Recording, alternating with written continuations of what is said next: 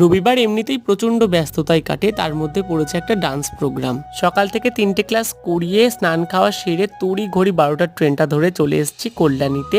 আর সবাই একসাথে হয়ে ওয়েট করলাম গাড়ির জন্য। কিছুক্ষণ পরেই গাড়ি চলে আসলো আর সবাই মিলে চলে গেলাম গাড়ির কাছে। বাট সবাইকে একসাথে ধরেনি, গাড়িটাকে সেকেন্ড টাইম আসতে হবে।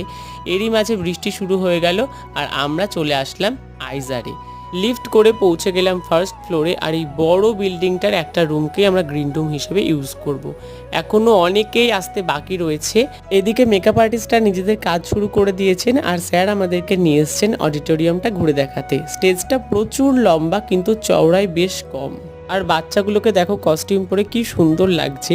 এই জায়গাটা না মায়াপুরের একটা মন্দিরের মতো, যারা এসছো তোমরা হয়তো বুঝতে পারবে। 4টেরও বেশি বেজে গেছে আর আমার টিফিনটাই খাওয়া হয়নি। সবাই এখন জোর কদমে রেডি হচ্ছে। বাকিটা শেয়ার করব সেকেন্ড পার্টে, দেখতে হবে তো? তাহলে এখনই সাবস্ক্রাইব করে নাও।